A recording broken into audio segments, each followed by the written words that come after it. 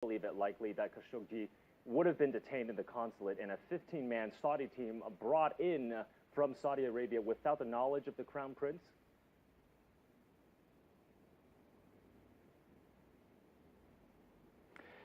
Exactly, there is a connection between MBS. It seems that these 15 people sent it quickly for Khashoggi to Istanbul. But the things are really gone wrong, because from the very first day of these disappearances, Turkish authorities get the evidences from his smartphone clock, and I believe that the voice recordings are can be publicized to the world in a near time. Then this will be more clearance on the issue. But Turkish authorities are saying that he is killed in the consulate from the first day. But after 14 days, the consulate didn't answer anything, and they didn't tell about the future of Mr. Khashoggi. But the things are coming more clear point. A criminal issue started like this, but now it's an international crisis between Turkey, Saudi Arabia, and the rest of the world. Everybody was really shocked. Now it's just like a James Bond movie, but the difference is the actors are all Saudis, and the projections are now on the Crown Prince. All right, so there's certainly a lot to unpack here. There's lots of implications on the geopolitical front. So let's try and unpack all of this and unravel all of this, starting with Saudi-U.S. relations. Iran, as the regional rival to Saudi Arabia, would be the prime beneficiary if the Saudis were to lose their defensive U.S. umbrella. And President Trump is also correct to say that thousands of U.S. jobs might be lost, which begs the wider question, is the West's relationship with Saudi Arabia so important, Ivan, I want to ask you this, that it outweighs the need to condemn and punish what many believe was a state-sponsored murder of a journalist inside a consulate?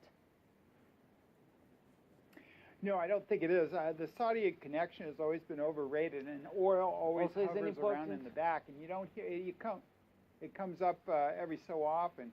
But the Saudis, you know, cartels, no matter whether it's a tin cartel or aluminum cartel or whatever cartel it is, usually it's raw materials. It's never been very successful, and OPEC hasn't been very successful either. There are non-OPEC producers. There's the Arabs have to sell their oil more than the West has to buy it, etc. So that's ridiculous that the oil. Now Iran, the United States, Obama was trying to have a better relationship with Iran, and Trump pulled out of this nuclear agreement, and he shouldn't have done that, because things were getting better with Iran. They had suspended their nuclear program to some extent as far as making weapons, and so this was improving. So I really don't see why we need to buddy up to the Saudis as much as the United States does. Also, I think the Saudis and the Israelis are cooperating under the table against Iran. But you know, a better relationship with Iran wouldn't kill the United States. So there's both the oil and the Iran issue really don't go there. So I think the Saudis really need to atone for their sins here, because the Turks can't let them kill somebody on their soil, and the United States can't let the Saudis kill a U.S. resident who's writing for a major U.S. newspaper. So, you know, this is really a problem. And I think a larger issue here is this guy, MBS, who's really running Saudi Arabia. He's very reckless. He's got into a war with Yemen. He's jailed his own family members to extort money out of them in the Ritz-Carlton Hotel, you know, and now this. And I think the United States really ought to look to see if this guy is too reckless for us to have him as an ally. Okay, and Serkan, to you, MBS's sort of aggressive posture against Iran has won the support of President Trump and his administration, which pulled out, of course, that Iranian nuclear deal. Iran, of course, very skeptical of a lot of these things that the U.S. administration is currently doing. And I'm wondering if this whole episode puts this new relationship that was struck between the Trump administration and Saudi Arabia at risk, or do you think the Saudis are working on the principle that there is a greater priority from the Trump administration to carry on this relationship forward due to its leverage with Iran?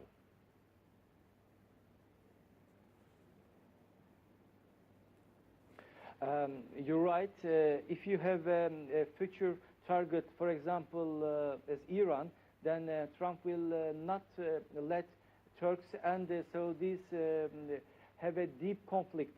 So the Pompeo's visits, both Riyadh and Ankara, will show that they are trying to cover this event, Khashoggi issue. But Turkey also, it seems, has softened the reactions to this issue. Today, for example, President Erdogan softened his reactions and said that their goal is to reach a conclusion that will create a conviction. These words came after with a telephone call with the King of Saudi Arabia and also the common researchers from the consulate. But it doesn't matter. Even this event, after the Crown Prince's movement, Turkish President Erdogan says Turkey will be the real leader of the Islamic world. You know, Saudi Arabia is the protector of the two holy mosques, Mecca and Medina. Then this special event will be questioned, this administration. And if Turkey and Saudis are in a deep conflict, then Iran issue will be on the ground in Syria and Iraq. So the tension, the U.S. tries to get the tension down. Okay, Serkan, I want to stay with you really quickly. Of course, this also ties in with Turkey's relationship with Saudi Arabia and Iran as well. Saudi Arabia making a call to Turkish President Erdogan of Turkey. How much at risk do you think are Saudi-Turkey ties at this stage?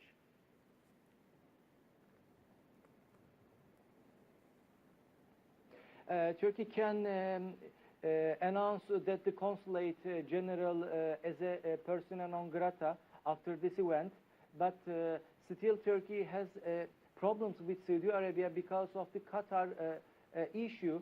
Turkey supports Qatar. Qatar is under blockage of the Saudi Arabia coalition. And the second thing is, especially Turkey knows that Saudi Arabians are supporting the YPG terrorists in the northern Syria and Iraq parts. Turkey get the evidences on this issue. So it seems that if in the near future the kingdom will pay for this event, then something will change because of this side. But you know, don't forget that Turkey has good relations with Iran, Russia, in this region because of the border security issues. All right, Ivan, we've got maybe about 40 seconds left. I just want to get your take in terms of how the economics and financial prospects of this are all going to play up. On the oil front, do you think that we might see oil spiking up to potentially $100 or $200 a barrel if the Saudis do indeed retaliate to strong words from Washington? Well, they can do it in the short term, but OPEC can't control the price. Has been a failure in controlling the long-term price of oil. So I think that threat is somewhat overinflated.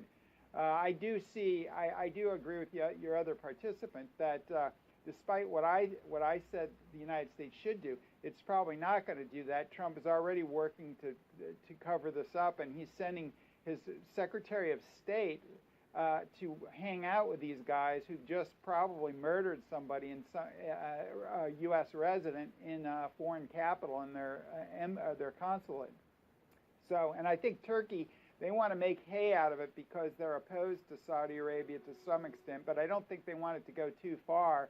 And I think so. I think that Turkey, the U.S., and the Saudi Arabia all have an interest in sort of muting this. But I don't know. The cat's out of the bag. This excuse they're coming up with now that this was just a rogue interrogation gone bad that's ridiculous, and I don't think that's going to fly. I think the controversy is going to keep going here. All right, we're going to leave it there. Gentlemen, many thanks for your insights.